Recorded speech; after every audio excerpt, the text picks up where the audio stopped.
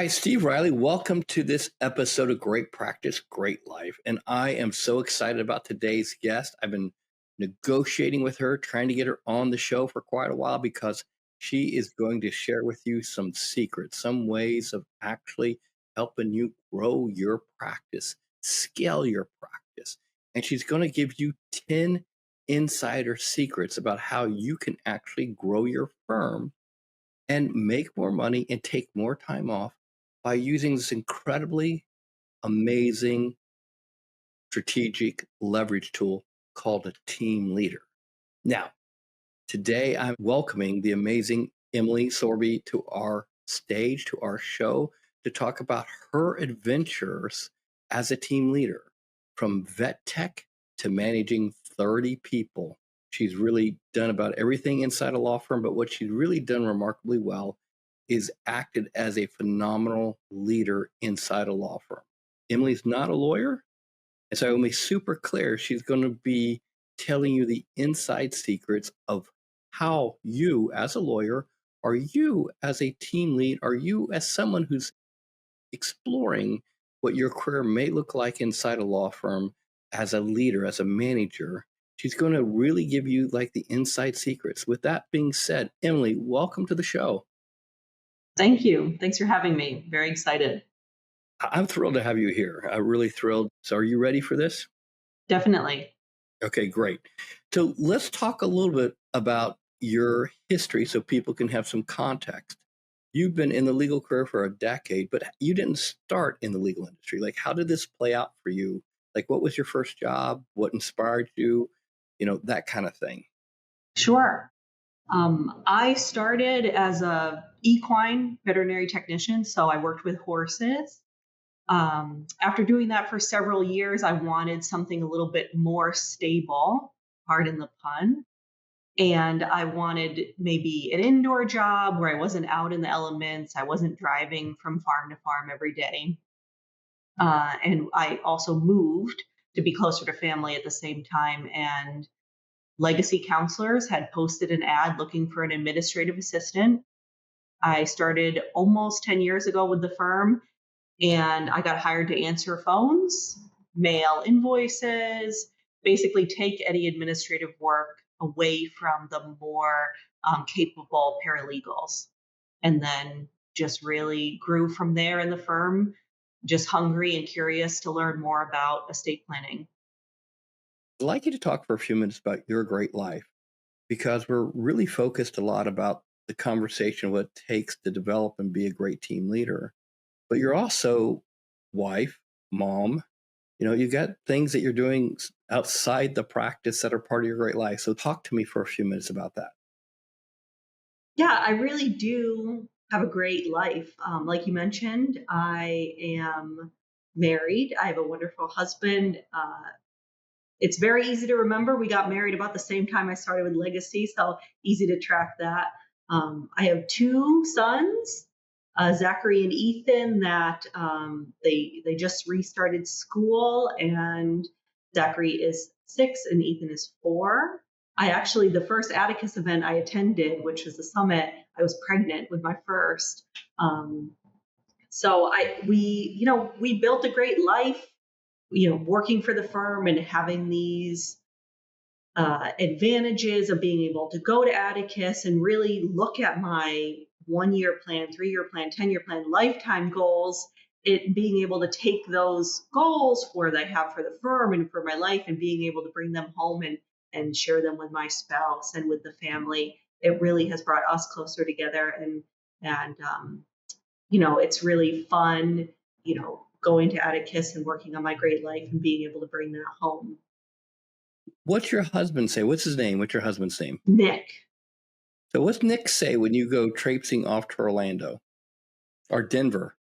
He's very supportive. Actually, this week I said to him, oops, I forgot to tell you, going away later this month.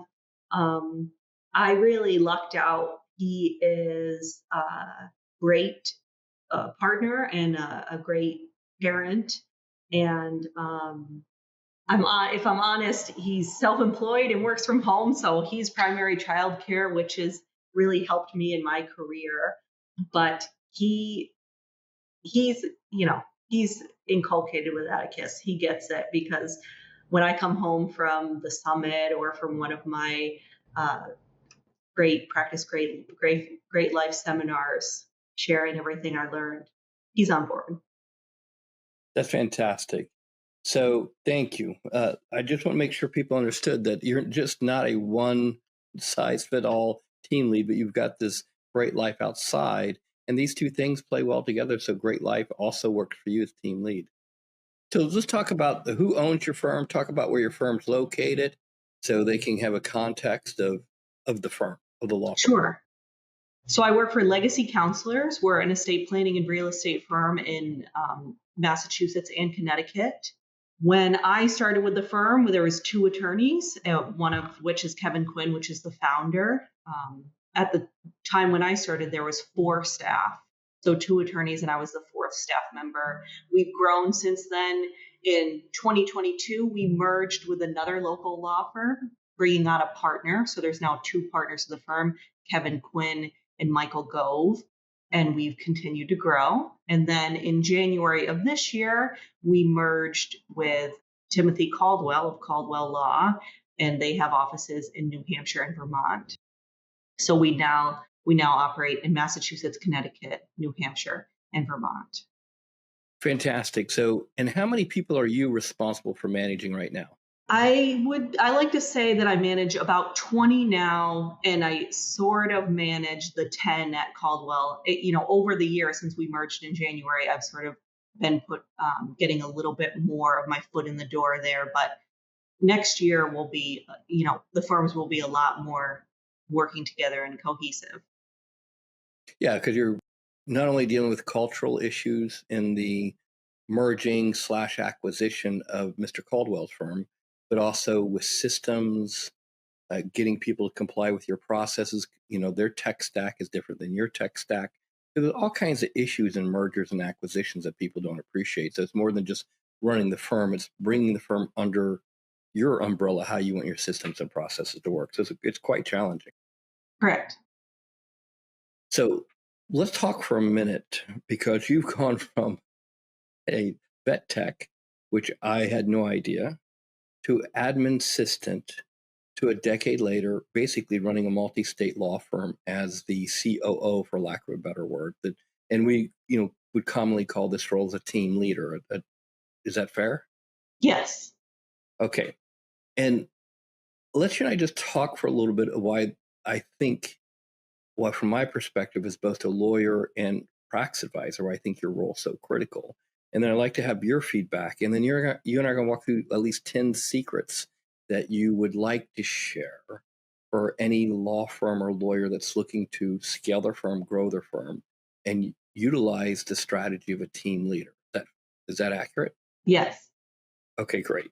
I think one of the greatest challenges lawyers have is when they go to grow their firm, they don't cap out because of their inability to market. They usually cap out the growth, the revenue growth, due to their inability to manage. And I think this is the blind spot in why the role that you serve inside the firm and have served inside the firm is so crucial. What are your thoughts about that? Is that a fair observation? Definitely. And I also think lawyers need to spend their time practicing law, and managing people is definitely the hardest part of what I do. And it would behoove managing attorneys and partners to hire a team leader or develop a team leader in order to manage people. That's really a frustrating part of the job for many attorneys, and it's very time consuming.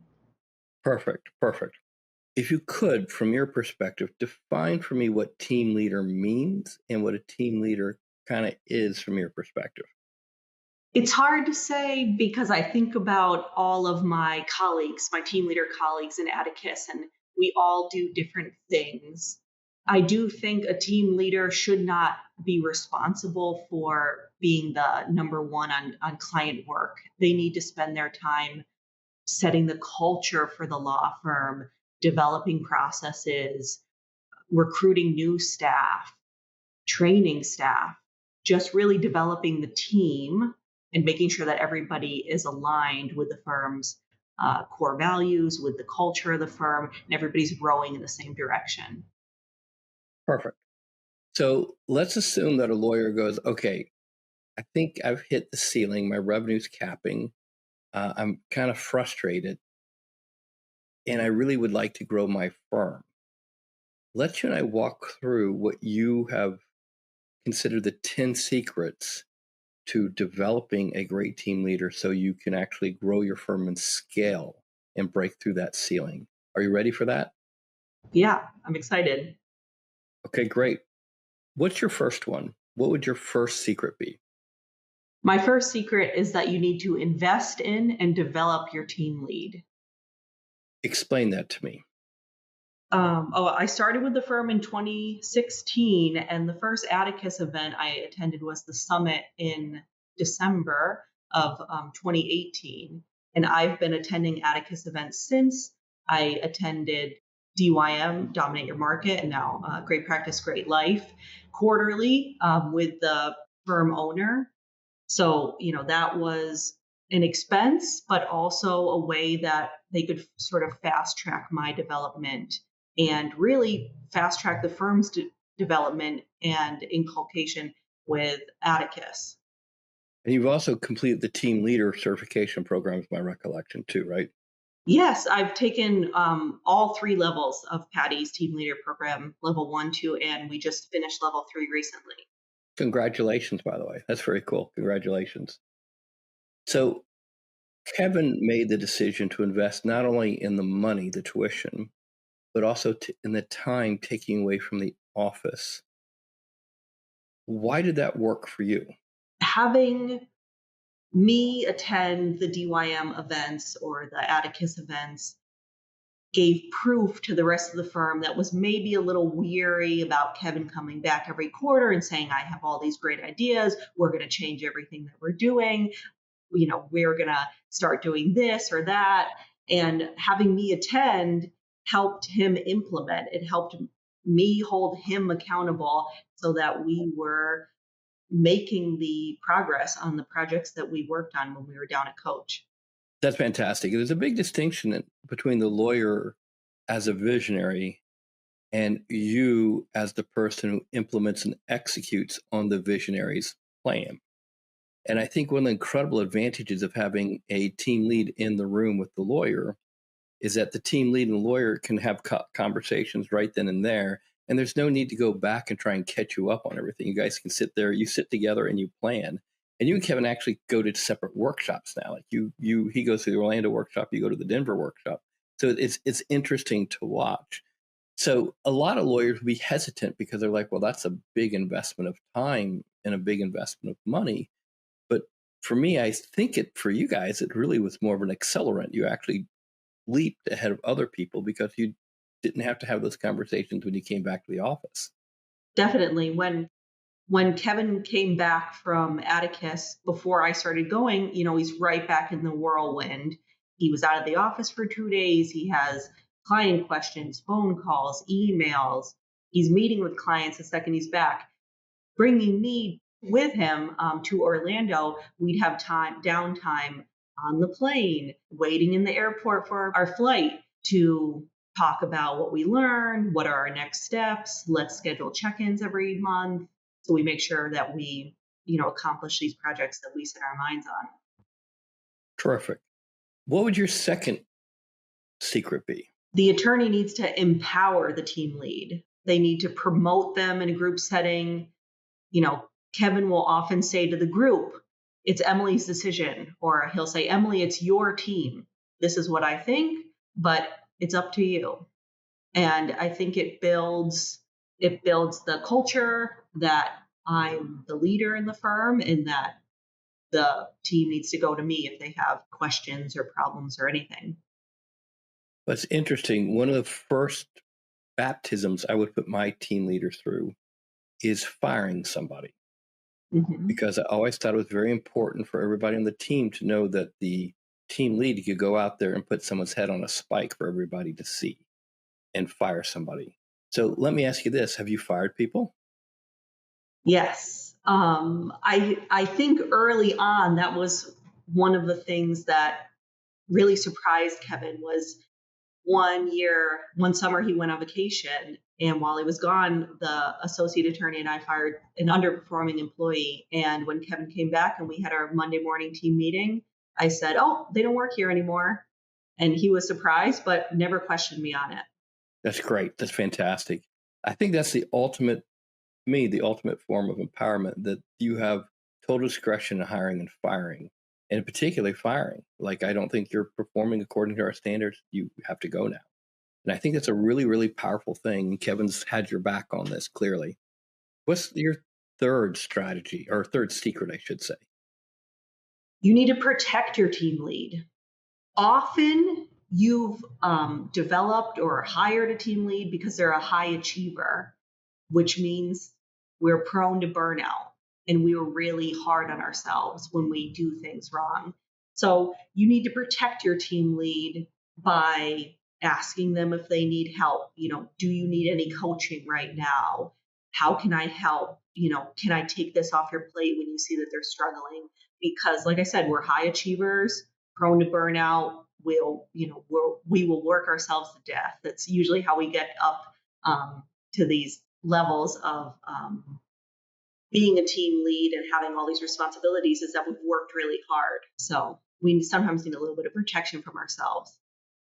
It makes perfect sense because you're a high performer, and most high performers will be self-critical and have tremendous self-doubt.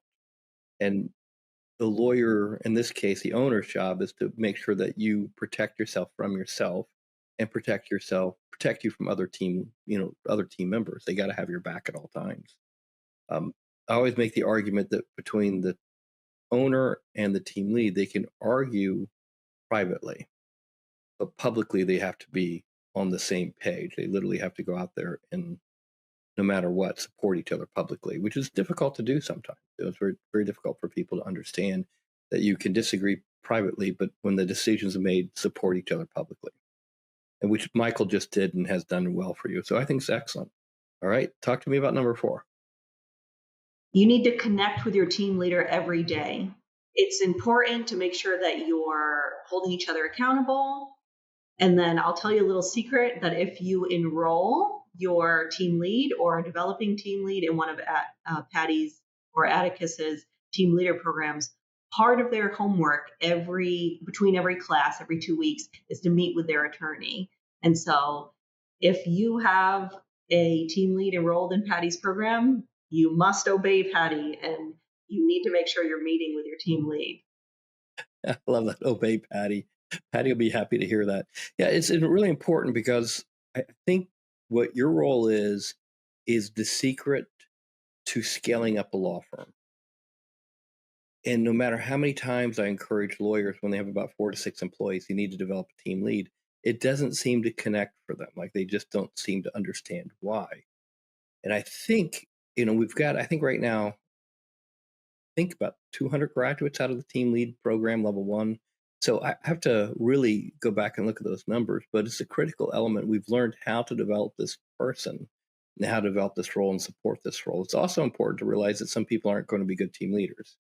And the greatest way to sort that out is in that program. Say, this person's not a good fit, or it's not a good fit for them. They realize, no, I really don't want to be a manager or a leader inside a firm. I'd rather just be a producer. I'd rather just manage files. I don't want to manage people. So it's a major shift, and it's a major way of clarifying it. Great. Let's go ahead and go to Secret 5. What's Secret 5? Hey, it's Steve. Quick reminder, last chance. The summit is almost here. So you've been waiting to go. This is it, your last opportunity. The summit's November 6th, 7th in Orlando. It's less than a couple of weeks away. So if you're serious about building that great practice, grabbing that great life, it's time to grab that seat. Remember, this is not a passive conference. This is a once-a-year event for ambitious law firm owners and their team to grow. So this is all about teeing you up for next year. So you can talk to other lawyers. We're going to have attorneys sharing how they grew their firm 36-fold.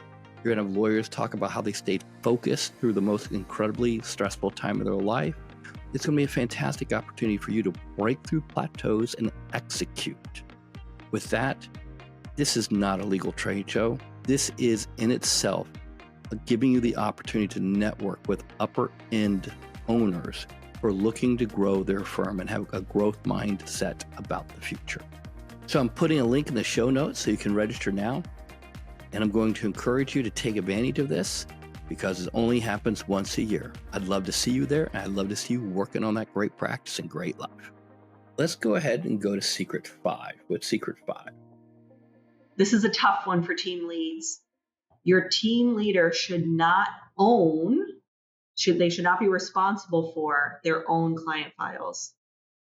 This is going to be a really hard one for your team lead because most team leads that I see, the track that they take is, maybe a legal assistant to paralegal, head paralegal, then team lead. They've worked their whole career being a rock star at estate planning or real estate or family law. And all of a sudden they're a team lead and you're taking away their favorite thing, the thing that they're really good at, which is the client work. So they'll fight to hold on to those client files. But what you need is a team leader that's going to do the training, improving processes, researching the benefits packages, looking around for the next talent to hire. They shouldn't be owning client files. What ends up happening if they own client files is that they will often get distracted, maybe miss a deadline. The client is now upset, and it really just benefits them not to own a client file. And again, like I said, we're high achievers. So when we do make those mistakes, then we end up beating ourselves up, goes to burnout. So it's a really hard one for team leads to let go of. And honestly, sometimes I still step in and I like to be a hero again. And if there's a real complicated something for estate planning that nobody else has seen before and I've seen, I do like to step in and help out, but I try not to own any client files. Well, it's an important distinction. It's an important distinction. It's okay every now and then to throw on the superhero cape or in this case, be Wonder Woman and jump in there and do a rescue. But the recommendation here is an important one. So I hope the lawyers hear it because it's scary for the lawyers because they take one of their top producers and train them to manage other people. The importance of this is it's so easy to focus on doing the client work that you don't do the growth work. So you have different types of projects in a law firm. You have client cases, which are projects. They're projects that you have to manage or cases that you have to manage. So those are basically like client projects. The other types of projects are what I would consider growth projects. And there's two types of growth projects. The type of growth project that will grow the firm like it's a future practice project. And then there's current practice projects, which are really around efficiency and effectiveness. So you're always trying to improve process versus invent process. So a growth project might be inventing process. An effective project might be improving process. So I want people, as they listen to this, audience members, to listen carefully, because really what you're doing is pivoting your team lead, someone like Emily, into the role of growth projects and efficiency projects. Those are incredibly important things to do if you want to grow the firm. They're hard to measure at first, so you have to trust that your investment of time of your team leader, what you're paying your team leader, everything that you're doing with your team leader, that ultimately will allow the firm to grow. Because in your case, we're talking about a growth of basically 4 to 5 people to 30 people over 10 years, which is a pretty outlandish outcome when you think about it. You going from being a admin assistant to managing 20 to 30 people, depending on how we organize these certain roles, that's a pretty amazing arc in a decade. From horses to attorneys, pretty big transformation in my eyes. So really well done, really well done. So hopefully people hear that. They're not intimidated by that. And I also want to say this one thing, Emily, when I've encouraged team members to become team leaders and we start taking away the client files, they usually think we're teeing them up to be fired. Was that a fear for you? It was not a fear of mine, Okay. but I think I did have to let that go. That fear of being fired and when making mistakes. Another thing I was thinking about when you were speaking was I've had the privilege of helping train additional team leaders in the firm. We're trying to get to a system of team leads for each department, and those team leads answer to me. So I'm the team leader of team leaders. And this transition from managing client files to managing people and managing profit centers, but it really is a beautiful thing to get to foster these junior team leaders in our firm. There's a major distinction between doing tasks and building people. And that bright line that you just described, hopefully our audience members hear it, that if you're going to grow a firm, you have to invest in people being the builder of people, not the doer of tasks. Does that make sense to you? Yes, definitely. Perfect. All right, let's go to the next secret. It's probably another difficult one for team leads is that you cannot please every person every day and that you're going to make mistakes and you are going to have to be okay with those mistakes. I can think about multiple instances in my earlier years where I made a mistake and I was worried and I made a mistake on behalf of the firm and Kevin's going to be mad or the attorneys are going to be mad and Kevin has had to say this to me too many times and now I've caught him saying it to our junior team leads. You can't please every person every day and you're going to make mistakes and you can't beat yourself up for those mistakes. Let go, move on, right? Learn, let go, move on. So Hmm. it's this is a really great one. Very well done. Talk to me about the next secret. You need to allow your team lead to be involved in management decisions, hiring, firing, promotions, raises, even things like what benefits we should be offering as a firm. Where are we lacking in the job world in our area?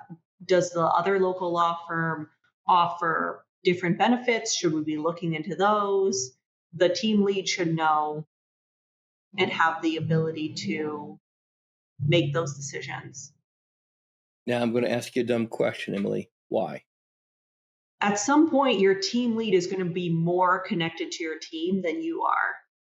And with that disconnection, there are certainly benefits. You can spend more of your time on marketing, on bringing in new clients.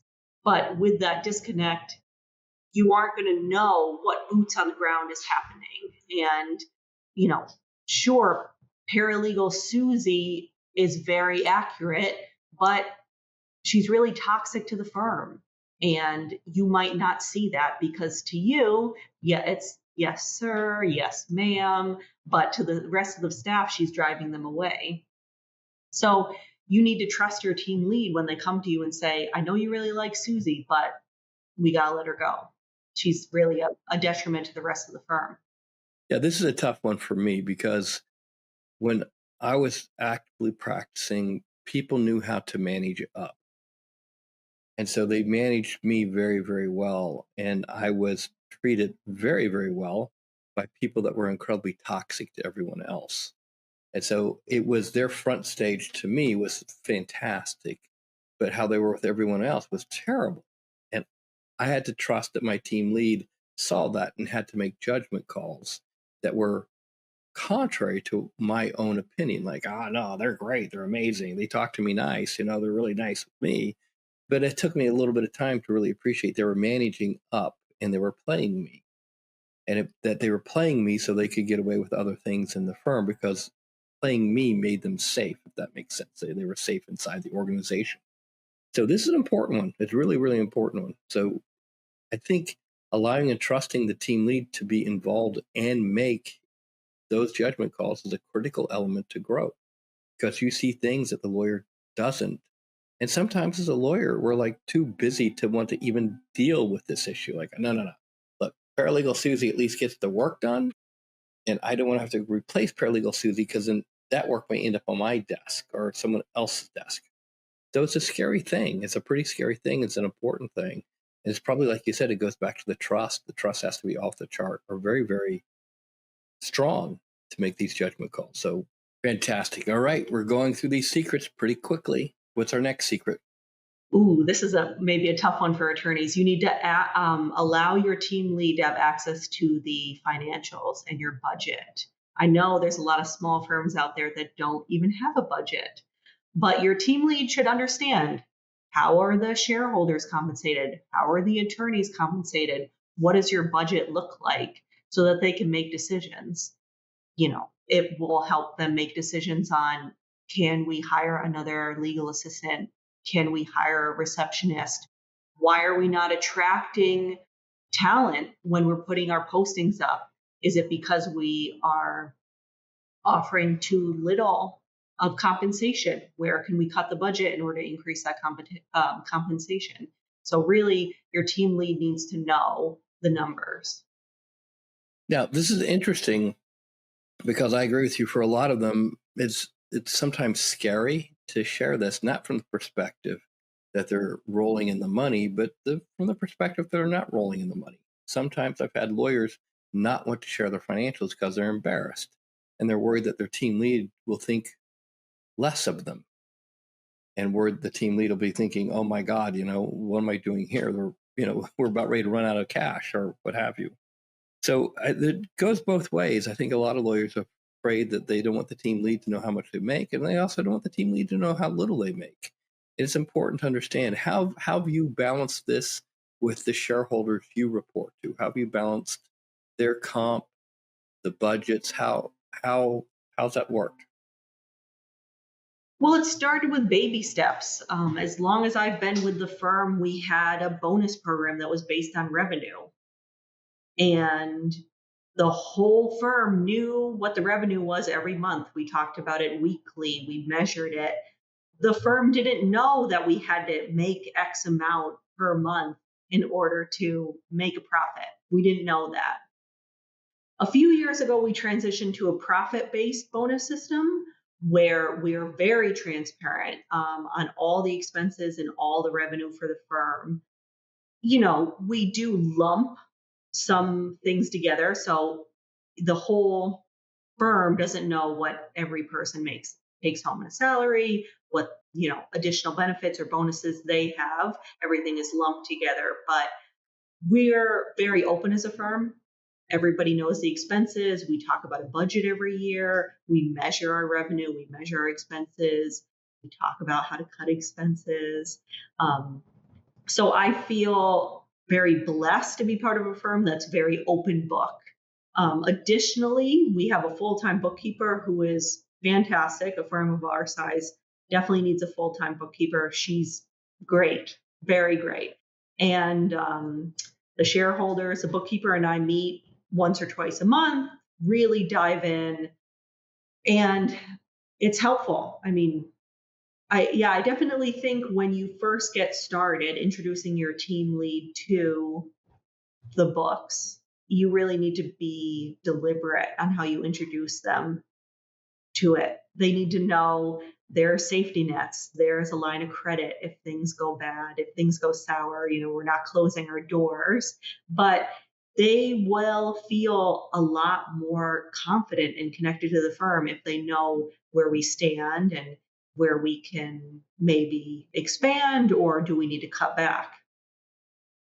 So it's important. I mean, you're really the people person. You're really the people grower. You're not the doer of admin tasks for the firm. So I hope people understand that.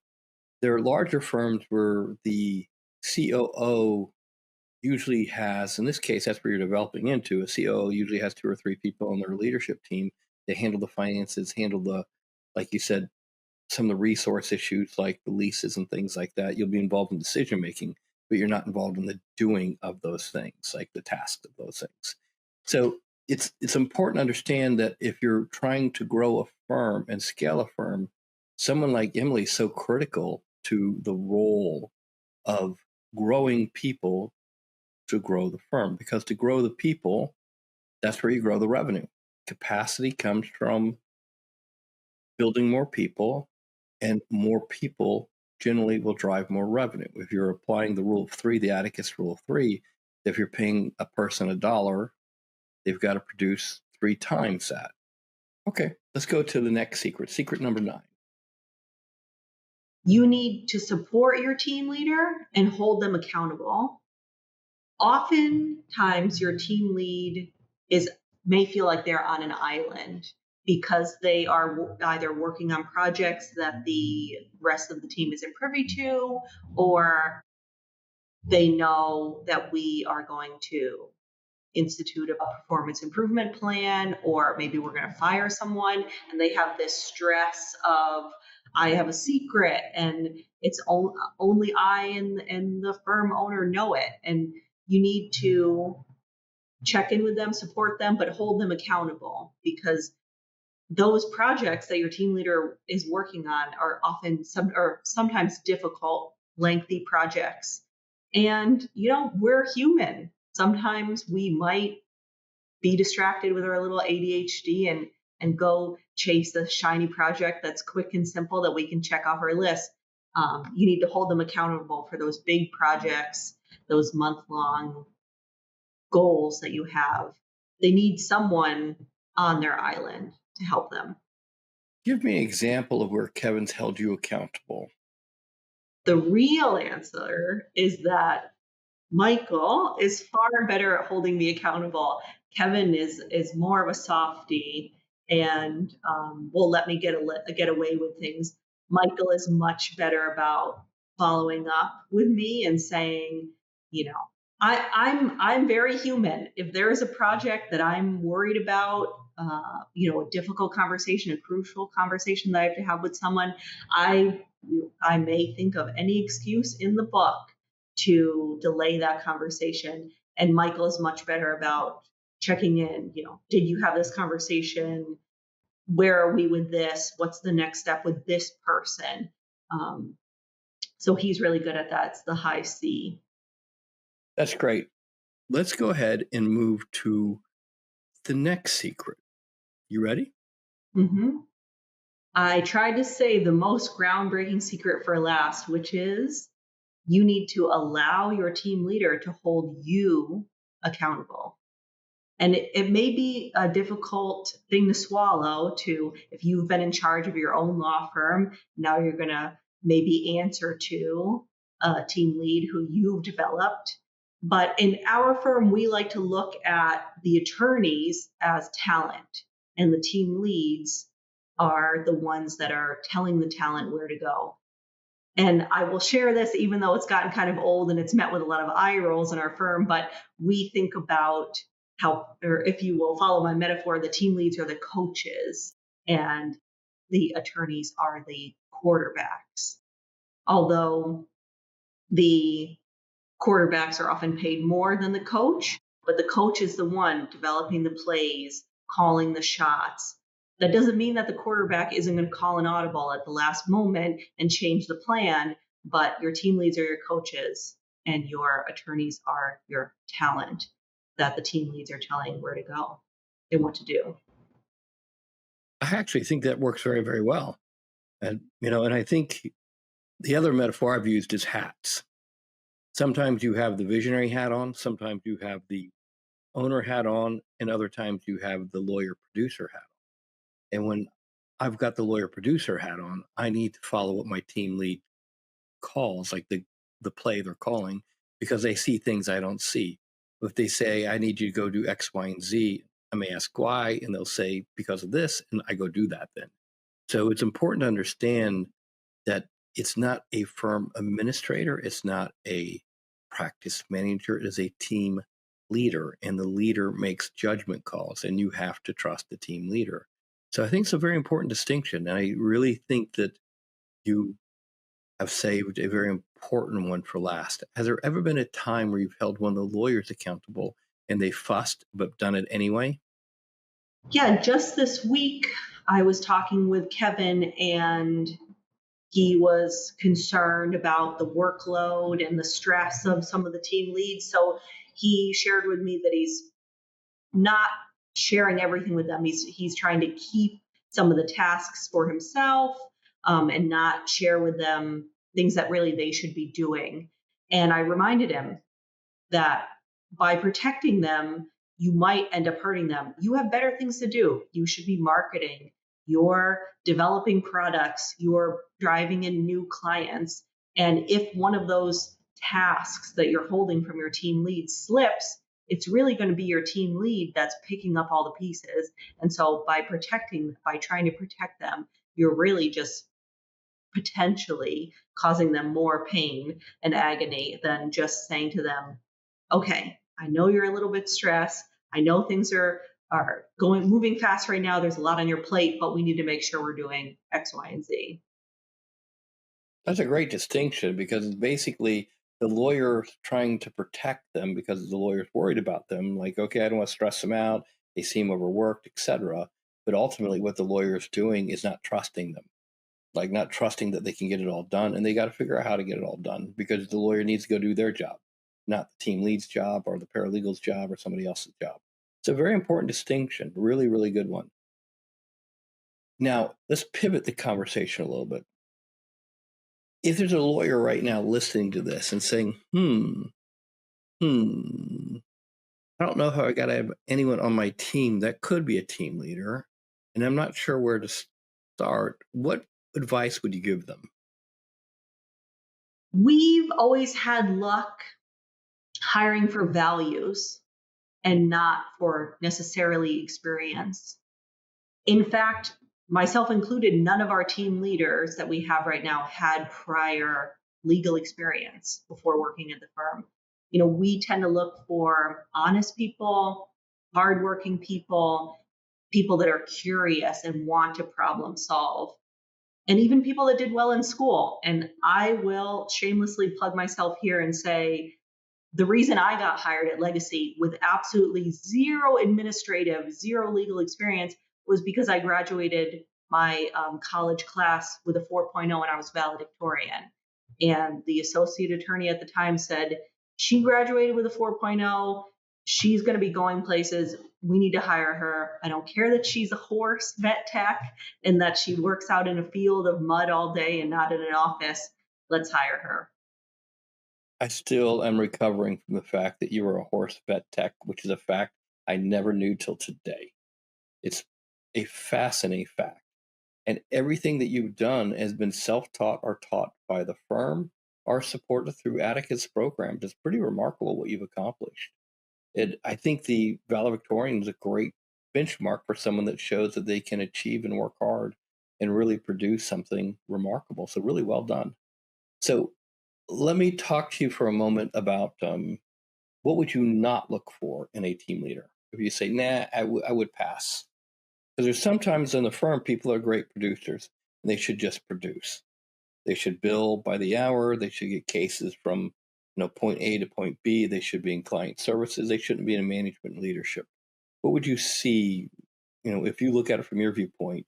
Because you have a very unique viewpoint. Who would you not recommend to be a team leader?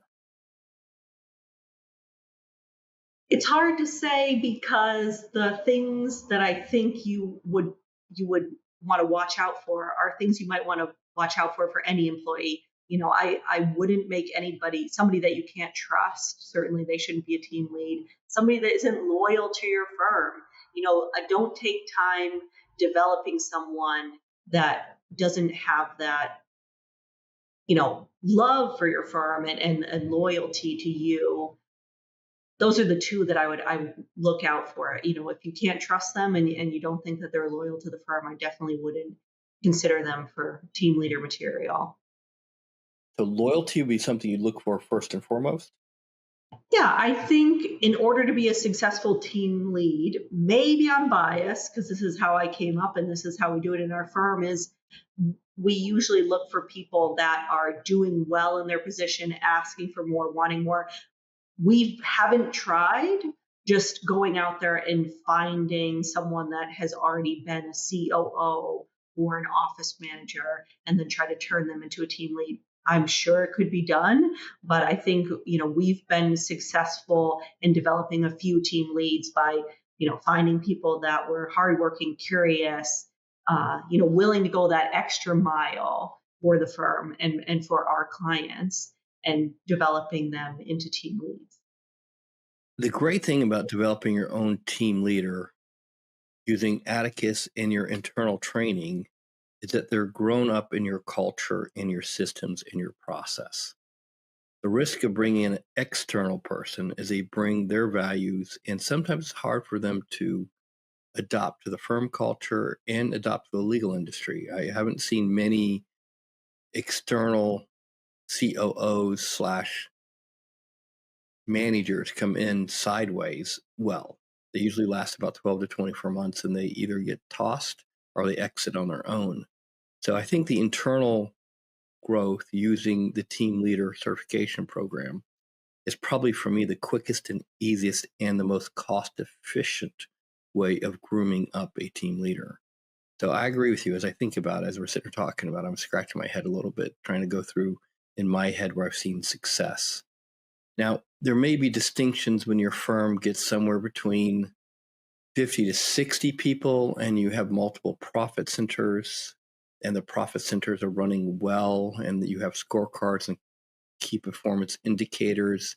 You could probably bring in a professional COO, a professional CEO from the side because they're trained in that area. They understand profit centers, they understand KPIs, they understand managing people, grooming people, training people. But somewhere between 30 to 50 is kind of a soft spot, I think, in the marketplace. So that's right where you guys are at right now. And it's really remarkable what you've done. I mean, I'm so impressed and so proud of you and really proud of Kevin. We'll have to get Kevin on a podcast so he can talk a little bit too. But I know he's proud of you because you've done such a great job and so quickly and so powerfully. All right, Emily, as we start to wrap up, I've got a couple more questions for you. The first one is you look back, what do you think the three biggest lessons that you've learned on this past decade going from an admin assistant to a team leader? I would say the first is we can't adopt employees. Sometimes you have to let people go. We definitely have gotten better than that over the 10 years I've been with the firm. That was definitely a hard lesson to learn, because I generally like people and I like everyone really. And so sometimes it's hard to let those people go because you like them, even though they're not doing well for the firm. I think the second lesson that I learned was I needed to get rid of those files, those client files. I there's a sense of pride that you have as a paralegal or as a legal clerk or assistant. You have such pride in your work, and it's so rewarding to work your way through a case. But I had bigger and better things to do that I really should have let go of those client firewalls sooner. And I guess the last lesson is, a little bit harder to put my finger on, but I just needed to believe in myself more and not really pick on myself. It was hard in the beginning. Kevin had, and the other attorneys had this vision for me, and I was working in a firm. I was one of the young people, and they're telling me that I'm going to be leading the staff and leading attorneys, and I still struggle. I mean, sometimes we have attorneys come in that are older than me, men. They're attorneys. They have three things that in my mind I'm saying, they're superior to me, and it's hard for me to say no, like, what you're doing, you're in charge. You set the standard for the firm. So I should have, and probably still need to remind myself to believe in myself and not second guess myself as a team lead.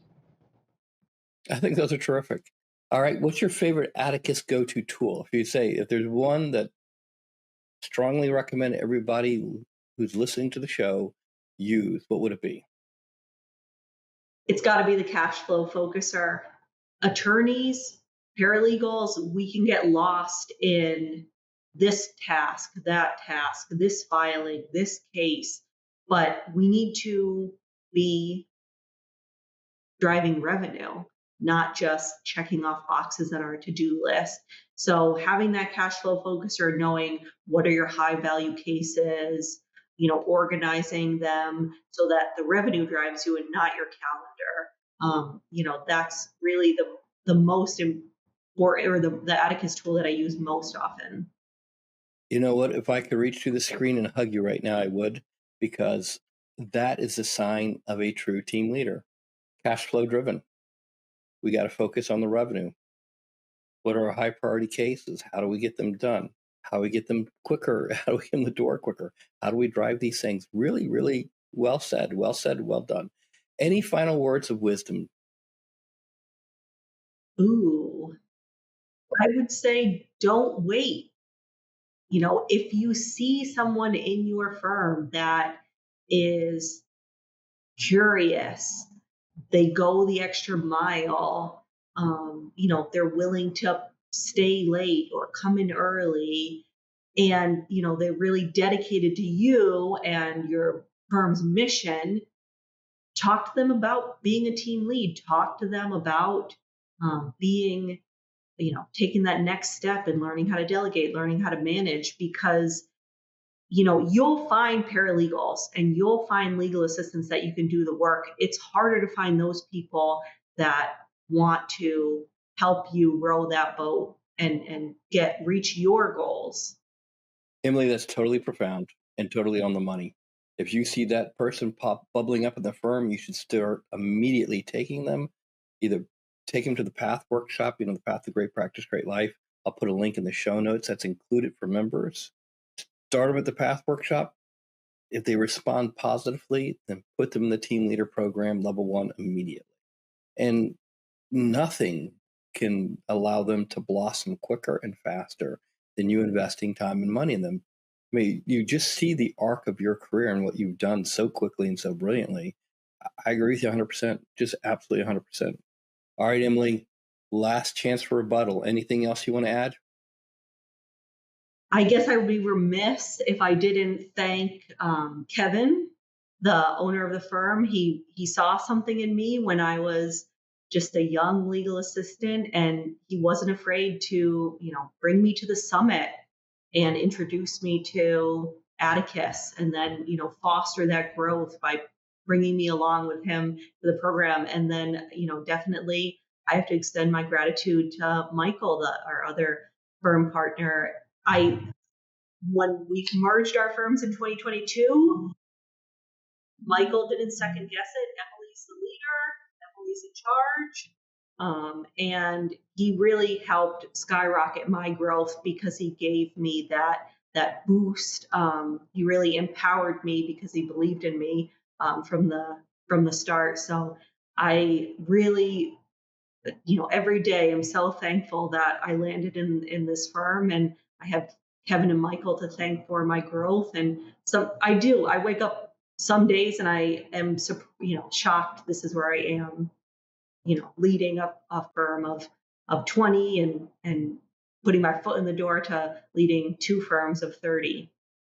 Very grateful. And I should say also, very grateful for Atticus. Steve, I've gotten to know you. Patty is fantastic. Samantha Long is my accountability coach. Love my calls with Samantha. And I really appreciate being able to lean on people I've met in Atticus whenever we have questions or something comes up. Really, it's just quite the network of being able to pick other people's brains and grow together and support each other. It's been a wonderful ride. And Emily, thank you. Thank you for all the hard work you've done. Thank you for sharing, being vulnerable, having the courage. And what you've shared with us today is fantastic. My hope is for those of you that are lawyers, as you listen to this episode, you take Emily's advice. And if you see someone that has a glimmer, just a glimmer of talent, immediately start to invest in them, whether you put them into the Path workshop, into the team leader program, depending on what their talent is. But that person could be your future rock star, Emily. So you have to invest in them to find out. The quicker, the better, the sooner that growth will start. And if you're listening to this and someone shared this episode with you and you're not a lawyer, it's more than likely that person believes that you have the talent to be a team leader like Emily. So if someone shared this episode with you, it's because they believe that you have the talent and the potential to do it. Now, you may be thinking Emily's just a freak of nature, going from a horse vet tech to leading a team of 30. And if you listen to her, she's a very human being, very, very natural, authentic human being. And she's remarkable what she's done. But she's humble, hungry, hardworking, intelligent without a doubt. But she's self taught and leaned on a lot of people in her journey. So, Emily, I just want to thank you for the work you've done. I just want to thank you for being the example of a fantastic team leader. And thank you for coming here and sharing your heart and your 10 secrets on how to grow a great team leader. So, thank you. Thank you. It's been great. I'm excited for the future. Thanks for joining this week's episode of Great Practice, Great Life. Please tune in weekly to get the next episode. If you enjoyed the episode, please subscribe, like, and don't hesitate to share it with a friend who you think this episode can help. With that, thanks, and I hope you enjoy next week's episode.